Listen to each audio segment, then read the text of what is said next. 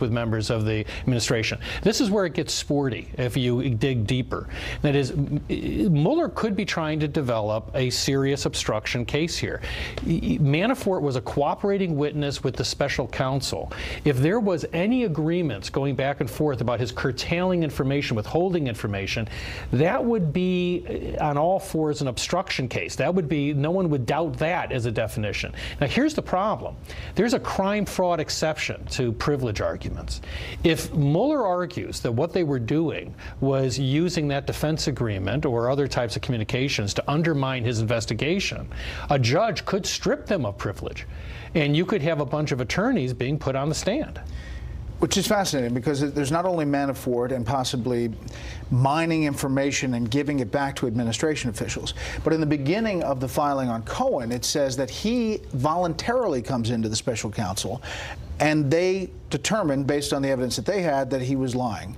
And then eventually he turns, realizes how much hot water he's in, and starts telling the truth. Well, actually, the one part that I could imagine Michael Flynn must be grinding his teeth in reading was a footnote where he says, they say, well, basically Cohen came in and just lied all over the place.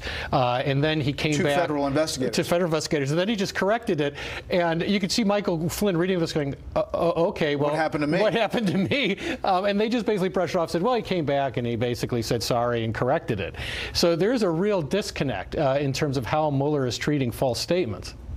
The other footnote mentions Cohen talking to individual one, which we've established is Donald Trump, numerous times about setting up a meeting with the president of Russia. Now, this is all before, we're in the heat of the campaign, and he's saying we don't have any contact.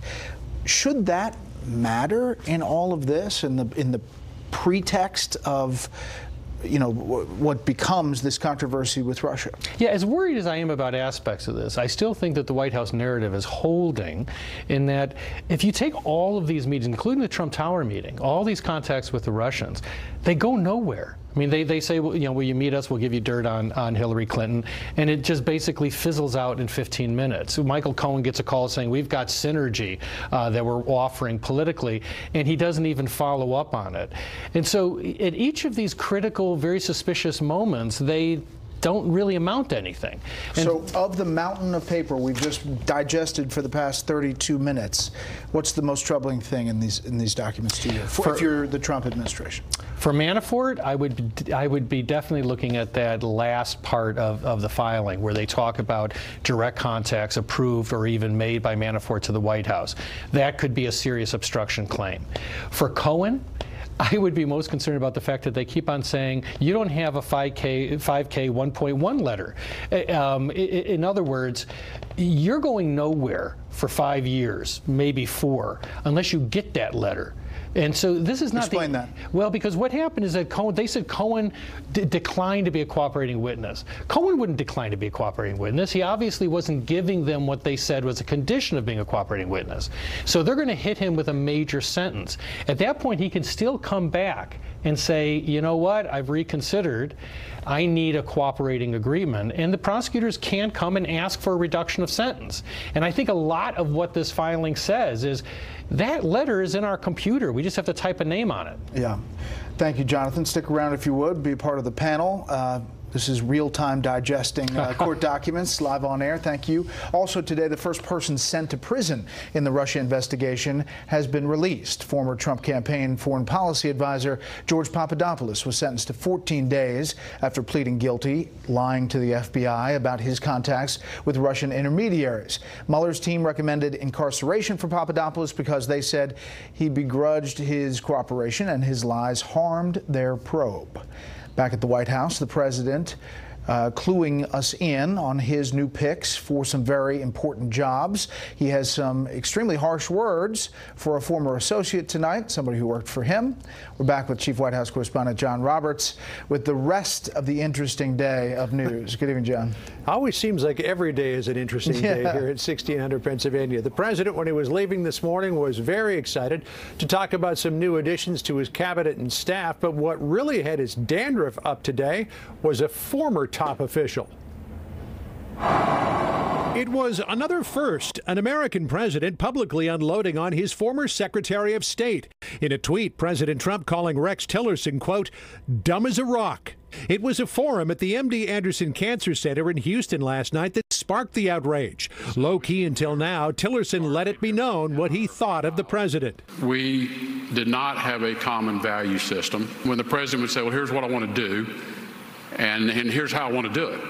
And I'd have to say to him, well, Mr. President, I understand what you want to do, but you can't do it that way.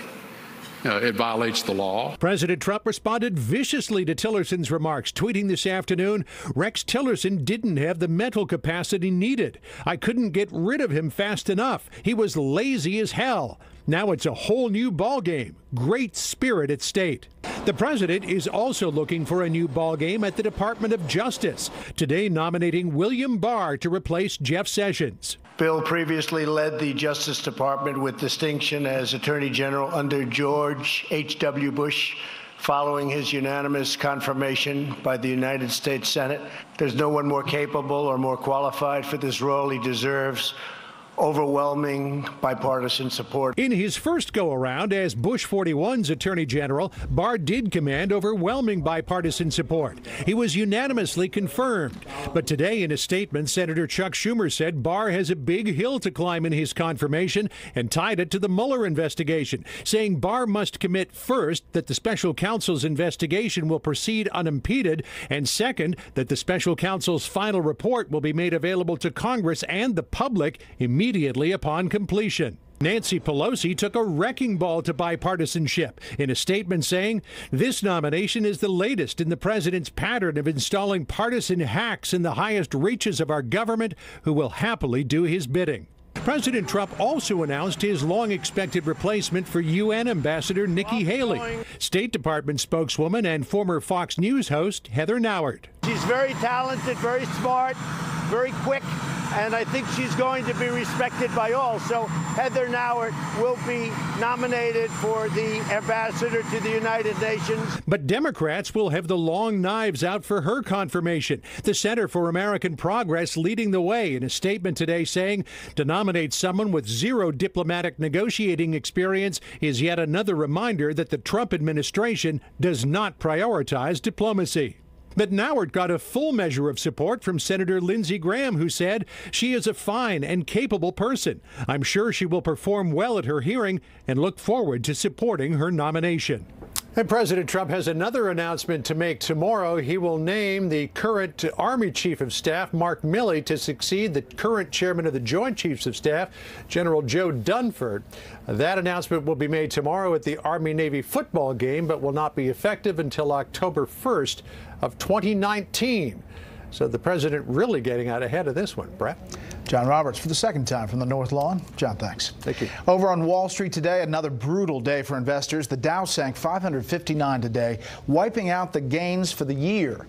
The S&P 500 lost 63. The Nasdaq was off 219. For the week, the Dow fell 4.5 percentage points. The S&P 500 lost 4.6. The Nasdaq dropped almost 5. Today's trading comes on the heels of another solid jobs report, but not as good as predicted. Susan Lee of the Fox Business Network joins us now from New York. Good evening, Susan. Good evening, Brett. A slower pace of hiring in November, but still the best jobs market in close to 50 years. 155,000 jobs were created in the month of November, less than economists forecast, but still the jobless rate held at 3.7%, matching its lowest since 1969. Wage growth stayed at the highest in close to a decade, rising over 3% from a year ago. So where were the jobs? Healthcare, manufacturing,